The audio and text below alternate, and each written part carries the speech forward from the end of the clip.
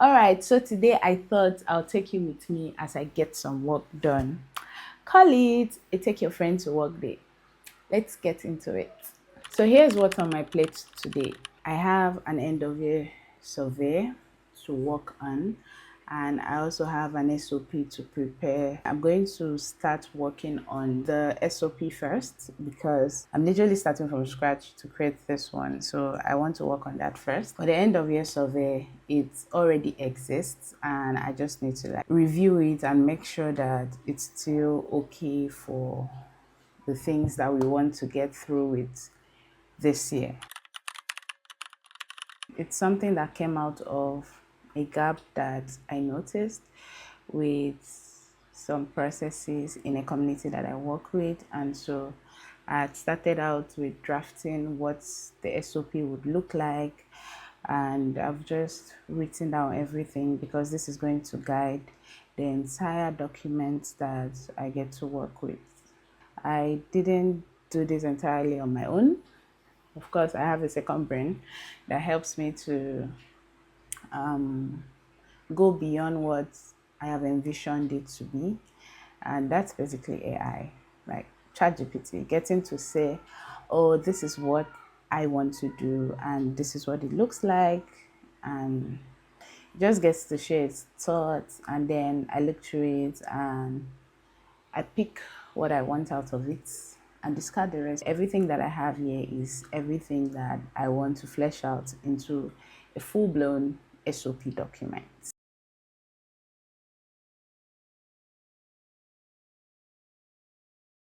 So for this first part, I basically just spelled out what is needed to be done. Because it's a standard operational procedure, it means that it's beyond me. It's something that any team member should pick up, and the person should know what is expected to be done between planning a webinar and actually executing on the webinar. So what I've just written out here is the first phase, which is where the speaker or facilitator gets invited. And so what is done then? Who reaches out to this person? When the person agrees to do it, we then have that, okay, the person's contact details is then forwarded to the community manager or operations manager in charge of that community for further onboarding. And that's basically for phase one. And now getting down to phase two, and so now we're going to have to send a formal email to that person to tell the person thank you for saying yes, to give the person a brief summary of the session and every other information that is needed. So that is what phase two is going to about. It's going to be about just fleshing out that email and putting it out there for whoever has access to this document. So yeah.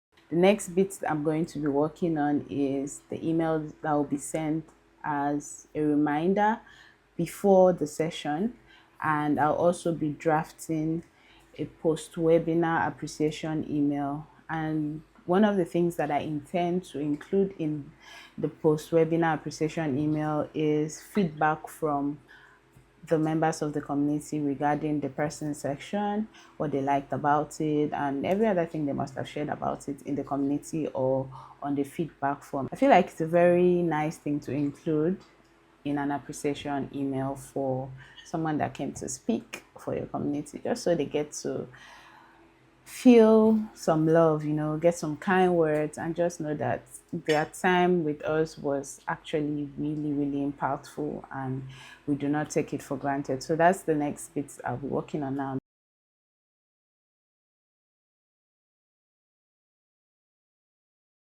So I'm done with the draft for the emails, which will be the reminder emails and the post webinar appreciation email.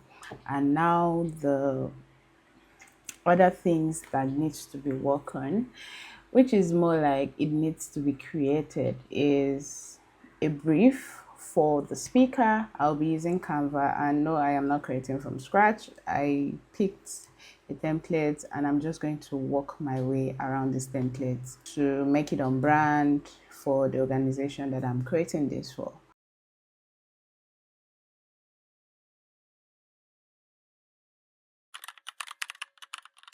It's been like 3 hours or so wrapping my head around creating this. Of course, I had other things to do in between, like responding to messages, checking in with the community, and many other minor tasks. And I also took a break to eat and rest because at some points my brain was not coordinating. So now I'm done with this welcome pack or speaker brief that will be shared with the speaker, so the speaker has an idea of what the community is about, the kind of people we have in our community, what is expected from the speaker regarding the topic they're speaking about, and what they can expect from the session. That's the whole technical expectations and all. And that's basically it. So I had to duplicate the original slides that I made just so I can show you a better view of what it's all about, because I can't actually share the original document. You get? I'm just going to show you the template so you see what it's like, and it's something you could always work with. So here's a simple walkthrough of what the speaker brief looks like. So basically, I'll try to make the opening as warm as possible. So happy to have you on board. It's more like speaking to the person.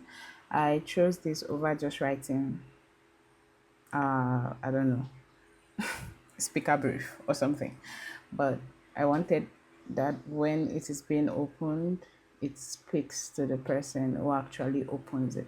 So this is the first, and the next slides get to introduce the community. So welcome to this community. This is what this community is about.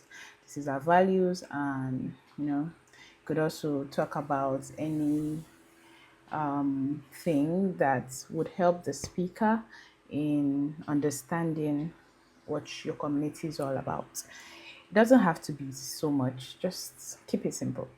The next one is your audience snapshot. So that's basically who are the people in your community. I actually put this in a different slide because I just wanted to be clear about it, in case the previous slide didn't like do justice to what's like who our audience is. So I just did this as a separate slide just to explicitly show who our audience is. The next slide is about the topic and what the people attending the webinar or the event are expecting. So when the speaker is preparing, the speaker can know what areas to, really hit on and all of those things. And then I also get to share what to expect during their session. So what platform is it going to be on? Who is hosting? Is it a team member? And all of those technical expectations, like joining 10 minutes before, if the camera will be on or not, if slides are allowed, and all of those things. And then there's a flow, just so the speaker is aware of what to expect when the person gets on the call. Then we have their role as a facilitator. I just added this just to share, this is what to expect from you. And I don't know if it's necessary, but I know I've been invited for speaking engagement before, and sometimes I'm like, what am I supposed to do? But anyways, I don't know if it's necessary, but this is something that I'm still going to pass on to our team to like review. Do we put this part? Do we not? And all. And then finally is an appreciation note and contact details. So it could be your email and your website. It could be like a contact person, whatever. But just giving those details in case they need to speak to anyone. And that's that.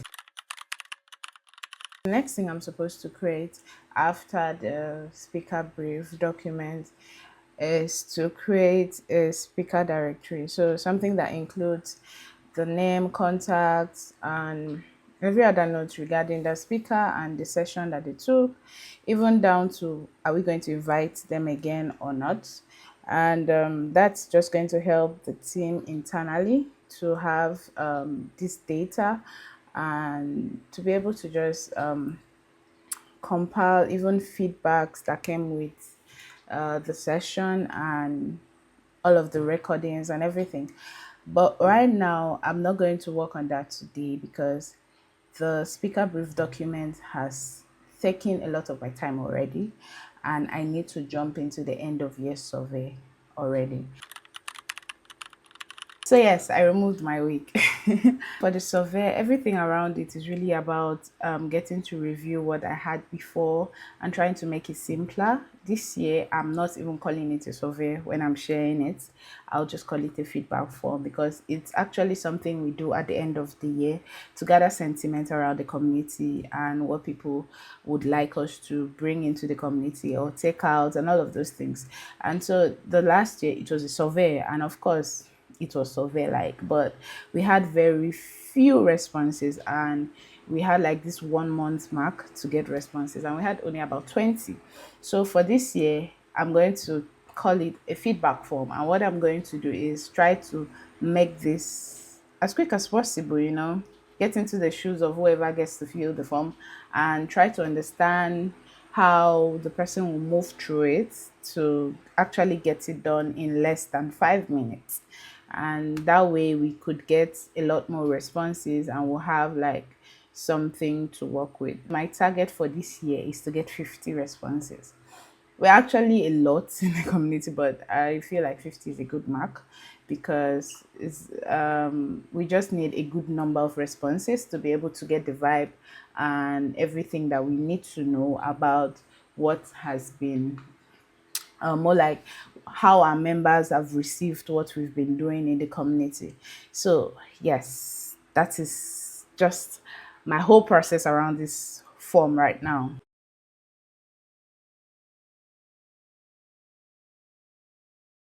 I believe this would be more productive, or this will bring more result for us than the one we shared last year. It's pretty much straight to the point. And I think I'm able to walk through this better, looking at it as just a feedback form instead of a survey. So hopefully this works and I get my 50 plus responses. All right, thank you so much for hanging out with me today. That's how far I got with my work, and I'm actually happy that I got this major facts out of the way.